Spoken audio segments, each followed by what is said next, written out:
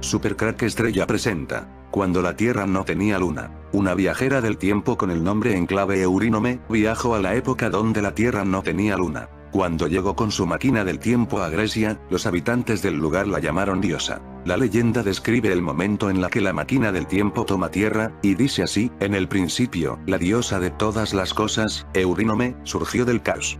Como no encontró un lugar firme donde apoyar sus pies, separó el mar del firmamento y danzó sobre las olas.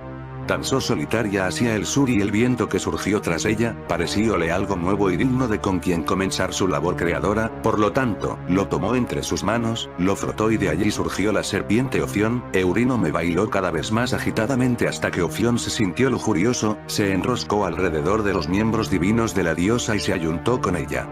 Hay que poner mucha atención a los dichos y refranes de las gentes del campo. Recuerdo que entre los muchos dichos que me fascinaban escuchar estaba el estos existen desde antes que hubiera luna, para referirse a un poblado muy antiguo de la región. Siempre que escuchaba aquello mi mente se ponía en acción y no entendía del todo a qué se referían, pensaba simplemente se trataba de alguna exageración suprema.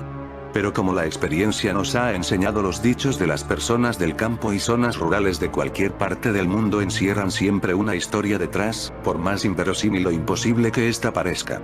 A Ecuador estos dichos seguramente llegaron por los descendientes de los aborígenes chichas de Colombia, quienes iniciaban sus relatos más milenarios con la frase: en tiempos antiguos, cuando la luna aún no estaba en el cielo, tal como nos cuenta Alexander von Humboldt en su Bues des Cordilleres de 1816. Las primeras referencias que tenemos de una tierra sin luna viene además de los antiguos griegos. Aristóteles nos cuenta sobre los pelasgos, habitantes de Arcadia, diciéndonos que es un pueblo muy antiguo, de cuando la luna no existía. Los llamaban los proselenes, anteriores a la luna: Aristotius, Dionisius Chalcidensis, Naseas, Demócrito, Anaxágoras, Apollonio de Rodas, Hipólito, Lucio, Estepanus de Bizancio, incluso Plutarco en su Moralia tratan sobre los pelasgos de Arcadia, aquellos que existieron antes del nacimiento de Jove y eran más antiguos que la luna. El objetivo de este tema es conocer de la existencia de un período en la historia humana en donde no había luna, la existencia de leyendas y textos antiguos en donde solo se relata la existencia del sol y la tierra sin hacer mención de la luna. Tal parece que la luna marcó dos períodos de la historia humana, uno en donde la humanidad vivió sobre la faz de la tierra sin luna, conocido como el período Atlante, y el otro en donde hubo personas que sobrevivieron a los grandes cambios y catástrofes geológicas debido a la llegada de la luna a la órbita terrestre, como fue el diluvio universal, grandes cataclismos y el cambio de polos. El filósofo italiano Giordano Bruno, siglo XVI, también escribió en su De Immenso: hay aquellos que creen que hubo en cierto tiempo, como nuestra mitología nos cuenta, donde la luna no existía. Los arcadios se cree existieron desde antes de la creación de la luna. Los textos antiguos que no citan a la luna. La existencia de textos antiguos escritos por científicos, historiadores y filósofos corroboran esta teoría, como por ejemplo lo que menciona Aristóteles, las crónicas tibetanas, la Biblia hebrea, las leyendas escritas y verbales procedentes de todas partes del mundo, narrando este gran acontecimiento. Veamos algunos de estos relatos procedentes de diferentes partes del mundo. Los pelasgos, habitantes de Arcadia o de la antigua Grecia. Se dice que el primer hombre fue Pelasgo, progenitor de los pelasgos, quien surgió del suelo de Arcadia. Se decía que los bárbaros de Arcadia tenían derecho a la tierra por estar habitándola antes que la luna apareciera en los cielos. El filósofo y científico griego Aristóteles narra en la Constitución de Atenas, Tages, lo siguiente: los pelasgos habitaban antes de que la luna apareciera en los cielos. Por esta causa los primeros griegos los llamaron preselenos, que quiere decir anteriores a Selena, diosa griega de la luna. En el templo astronómico de Calasasaya, ubicado en Tiwanaku, Bolivia, construido en el 13.000 a.C., nos muestra un calendario de un tiempo donde la luna no existía, y nos cuentan que la luna se puso en órbita en un tiempo específico hace miles de años antes de lo que llamamos prehistoria. También las representaciones esculpidas en las puertas del templo nos muestran que antes de la luna que conocemos hoy existió otro satélite más pequeño. En este punto entraría un poco la teoría de las 5 lunas de Hans Orbiger y las humanidades de oro, plata, bronce, que supuestamente existieron antes de la humanidad actual y que iban desapareciendo de la faz de la Tierra conforme iban cayendo las lunas cual meteoritos. Las representaciones lunares del templo de Calasasaya coincidirían cronológicamente con la primera representación de la luna, la cual podemos encontrar en China datada del 9000 a.C. Recordemos que el auge de la civilización sumeria se dio en el 12.000 a.C., podría ser que la humanidad aborigen como tal vivió hasta ese periodo de tiempo y luego llegaron los dioses sumerios Anunnakis, Enki y Enlil, los ángeles caídos para trabajar en este planeta experimentando con la mezcla entre la humanidad aborigen y ellos dando origen al hombre moderno u Homo sapiens sapiens, trayendo consigo además la luna para regular las condiciones de vida en el planeta aparte de usarlo como base. Teoría no muy descabellada en nuestra historia, pero que en estos momentos sería tomada como una ridiculez. La teoría de los hermanos Anunnakis Enki y Enlil trayendo la luna podría tener nexo también con el mito de la población africana Zulu, quienes nos cuentan que la luna fue traída precisamente por dos hermanos alienígenas llamados Wan e Impanku. La leyenda Zulu, habitantes de África actualmente Zambia. Los pobladores de la región Zulu conservan el gran recuerdo de la existencia de una humanidad primordial antes de la llegada de los dioses. En tiempos antiguos, cuando el cielo azul no era visible porque estaba cubierto por una condensa niebla, la gente no podía ver el brillo del sol ni disfrutar de su calor, excepto como una bola de luz blanca y tenue que se movía lentamente por el cielo, ya que había una espesa bruma que provocaba una llovizna eterna. Esta lluvia caía como un rocío constante y perpetuo. Tampoco se podían ver las estrellas, solo se veían los enormes árboles que crecían en la llana superficie, no había desierto, solo selvas y bosques por todo el planeta. El mundo de entonces estaba cubierto por grandes bosques, grandes selvas, y por seres humanos que vivían en paz y armonía con el planeta, los animales y las plantas. Leyenda Zulu. Cuenta la leyenda que hace cientos de generaciones hubo un tiempo en donde no existía la luna y que la luna fue traída a la tierra por sus dioses alienígenas, dos hermanos llamados Wan e Impanku, líderes de los Chitauri, los llamaban los hermanos agua, porque su piel era como la de un pez. Estos hermanos robaron un huevo de un dragón gigante que estaba en el cielo, hicieron un hueco en el centro de la yema del huevo y luego lo hicieron rodar a través del cielo hasta la tierra para convertirlo en la luna. Este proceso originó grandes cataclismos, inundaciones, terremotos y el cambio en eje de la Tierra. Uno de sus relatos menciona: estos humanos que recuerdan los tiempos de una Tierra sin luna son los aborígenes terrícolas originales antes de los dioses. También cuenta que los Chitauri amenazaron con retirar la luna, si los humanos no obedecían y eso causaría una gran devastación.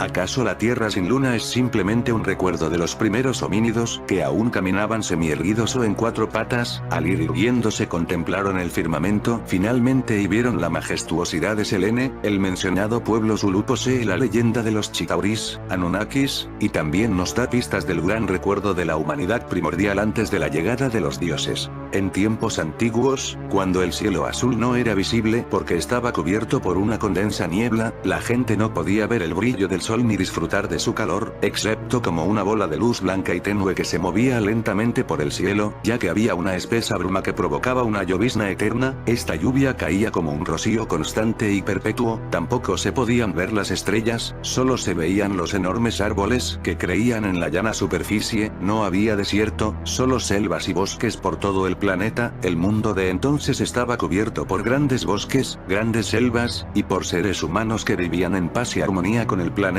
los animales y las plantas. Los relatos del pueblo Zulu son en verdad fascinantes, y aquí claramente podemos ver cómo era el planeta del cual la historia oficial nos cuenta solo existían los dinosaurios o los primeros mamíferos. Estos humanos que recuerdan los tiempos de una tierra sin luna son los aborígenes terrícolas originales antes de los dioses. Como podemos leer en el relato, no se hace mención alguna de luna, pero sí del sol y su silueta. Historia sumeria. La historia de Sumeria narrada en tablillas de arcilla de una raza reptiliana no humana, los Anunnaki, que llegó a la Tierra liderados por dos hermanos, Enki y Enlil. Estas tablillas mencionan que cuando el planeta estaba envuelto por una niebla, estos hermanos decidieron crear las estaciones del año, la noche y el día, con el fin de mantener un mejor control de los humanos que sobrevivieran los cambios como consecuencia de traer la luna. La Tierra era impresionante en su magnificencia, pero una vez que la Luna se puso en la órbita de la Tierra todo cambió. Hubo caos en el clima, como una gran inundación y otros eventos importantes comenzaron a tomar lugar. Textos tibetanos. Dicen las crónicas tibetanas, que en tiempos antidiluvianos, no había luna en el cielo. Las leyendas eslavas también apuntan en ese sentido.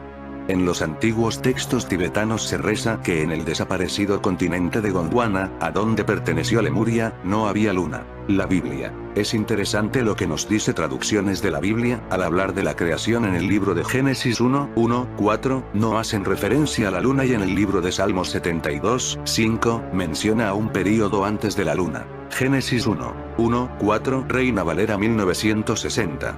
La creación. 1. En el principio creó Dios los cielos y la tierra. 2. Y la tierra estaba desordenada y vacía, y las tinieblas estaban sobre la faz del abismo, y el Espíritu de Dios se movía sobre la faz de las aguas. 3. Y dijo Dios: sea la luz. Y fue la luz. 4. Y vio Dios que la luz era buena. Y separó Dios la luz de las tinieblas. Salmo 72:5, Biblia Huneman Septuaginta en español. Y permanecerá con el sol, y antes que la luna, generaciones de generaciones. Salmos 72:5, la Biblia del oso. Temertean con el sol, y antes de la luna, por generación de generaciones. Otros antiguos escritores. Giordano Bruno, filósofo italiano, mencionó: hay aquellos que creen que hubo en cierto tiempo, como nuestra mitología nos cuenta, donde la luna no existía. Los arcadios se cree existieron desde antes de la creación de la luna. También se cuenta que la luna apareció tan solo un poco antes de la guerra de Hércules contra los gigantes. En el judaísmo y la cábala nos hacen dar cuenta de la importancia de la luna desde el Génesis. La cábala nos cuenta que Adán rendía culto a la luna. También la tradición arcana nos cuenta que el mismísimo Yahvé tuvo que hacerle ofrendas a la luna por haberle ofendido. El culto a la luna de Adán lo vamos a conectar a la leyenda zulú y sumeria del origen del hombre actual y de la luna. El culto a la luna siempre ha sido en honor a la diosa madre. En todas las leyendas y mitos es la luna quien sirve como el símbolo de la fertilidad y maternidad. Interpretando las leyendas mencionadas nos damos cuenta que la luna no sería más que la base científica donde mezclaron los genes de los homínidos terrícolas y los genes Anunnaki en el vientre de Ninulzar, posteriormente llamada Inanna, Ishtar, Artemisa, la diosa madre. Sería lógico pensar entonces los primeros hombres híbridos rendían homenaje al hogar de su madre, la luna. Adán como el hijo de la luna original es corroborado por el erudito árabe medieval Abu Basser, señalando las antiguas tradiciones de atribuir la adoración de la primera luna a Adán, diciendo: ellos los sabeos, originarios de Saba, dicen que Adán nació de hombre y mujer, al igual que el resto de la humanidad, pero lo honraron grandemente. Decían que había venido de la luna, que él era el profeta y apóstol de la luna, y que él había exhortado a las naciones a que sirvieran a la luna. También contaron acerca de Adán que cuando salió de la luna y procedió de la zona de la India hacia Babilonia, trajo muchas maravillas con él.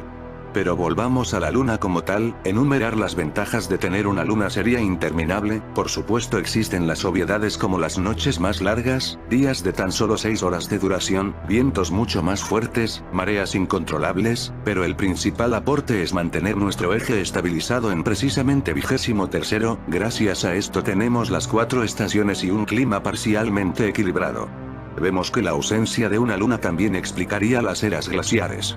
La gran recopilación sobre mitología mesopotámica llamado la Biblia nos cuenta sobre eso en su libro Génesis 1:4, Dios separó la luz de las tinieblas y formó el día y la noche, e hizo Dios las 2 grandes lumbreras, la lumbrera mayor para dominio del día y la lumbrera menor para dominio de la noche. Hizo también las estrellas. Es decir, nos cuenta que la creación de las luminarias equilibraron el eje del planeta creando el día y la noche.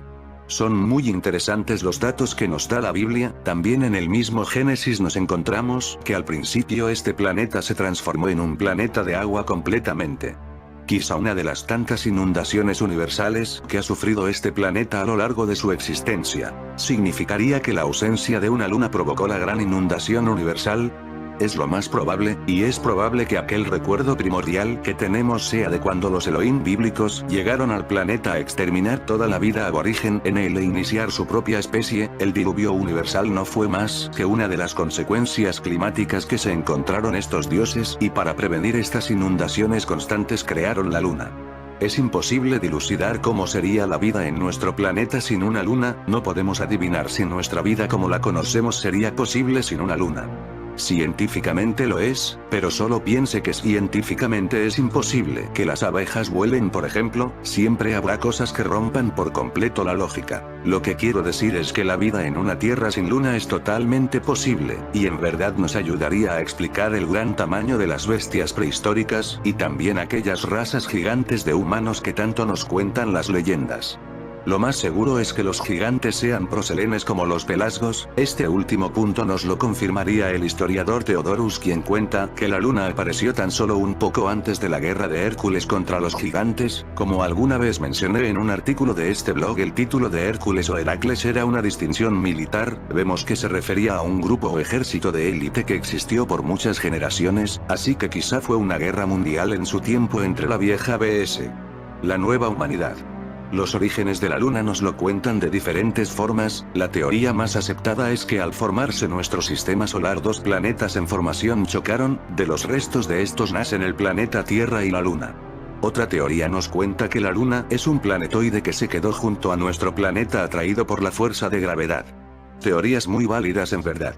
Pero tenemos también las teorías conspiratorias que nos cuentan que un satélite como la Luna es naturalmente imposible. El grado preciso en que está ubicada, la redondez de la misma y de su elipse, la distancia a la que está del planeta, es como que la hubieran colocado tanto como un escudo antiasteroides como un dispositivo supremamente avanzado que ayuda a mantener la vida en este planeta como lo conocemos. Incluso otros claman que es el verdadero órgano de control de seres estelares que tratan a este planeta como una granja de hormigas.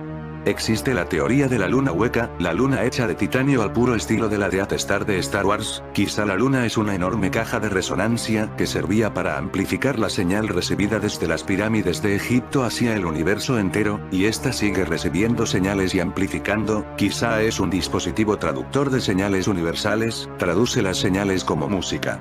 Existe una anécdota de la misión del Apolo 10, quienes claman que al llegar a la Luna escucharon música, pero un ritmo que jamás habían escuchado y no podían explicar. La NASA guardó este secreto por décadas. ¿Por qué ocultar esta información? ¿Acaso fue simple ocultación de hechos para que la población no piense que la Luna esté habitada y entre en una paranoia colectiva que nos habría llevado a una guerra civil total? Es posible, o quizás saben algo más.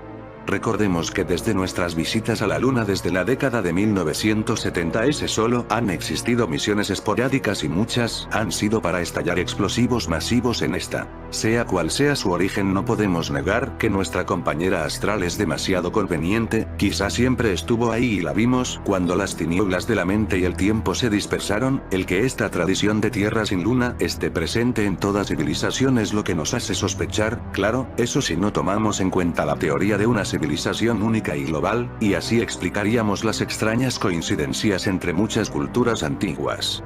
El escritor de misterios Emmanuel Velikovsky y el arqueólogo Colin Rivas nos dicen que en los textos más antiguos no había referencias a la Luna, y el divulgador de misterios y civilizaciones desaparecidas Doc Orlok cree asimismo que se trata de un satélite artificial. Así lo cuenta Longinos al viajero del tiempo mayor Jason. Supercrack Estrella presenta Viaje al tiempo de Jesús. En el año 1973 ocurrían cosas asombrosas en Israel.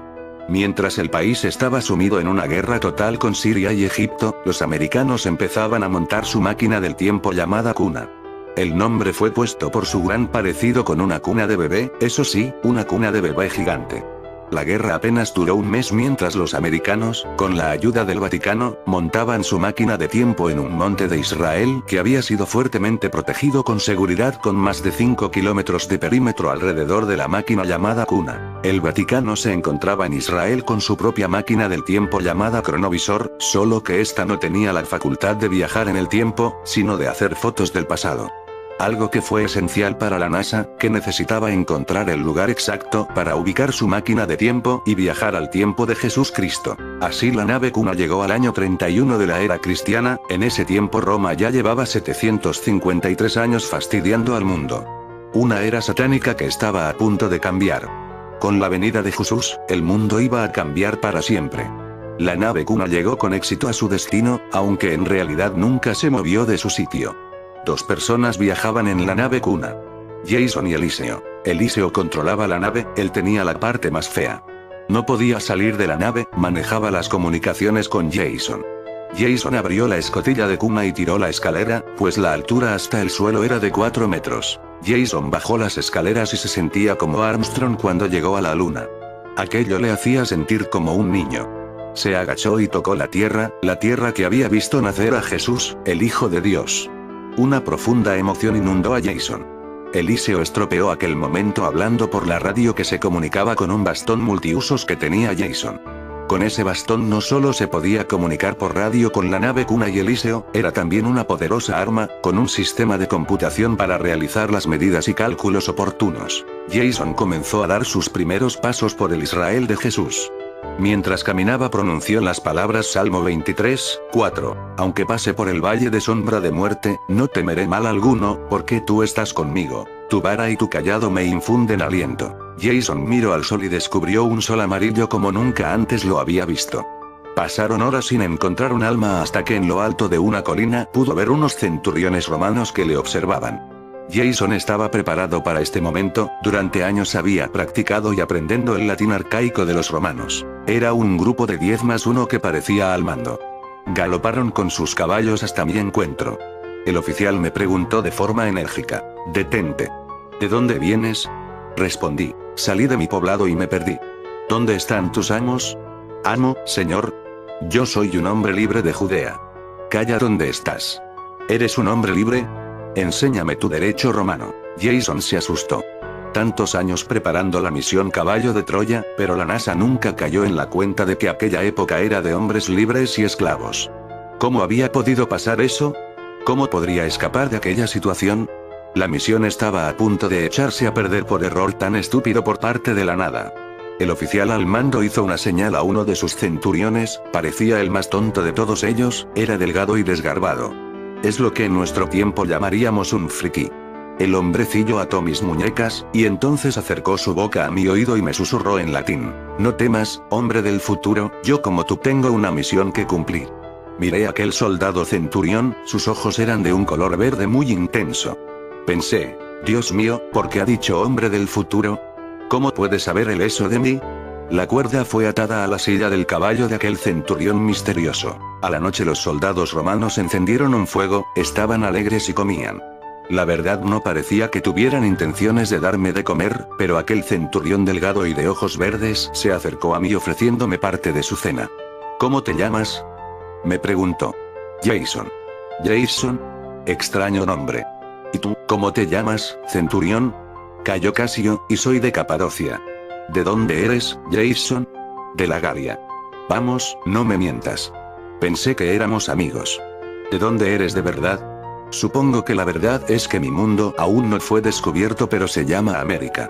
«Un mundo por descubrir, igual que mi mundo», exclamó Cayo Casio.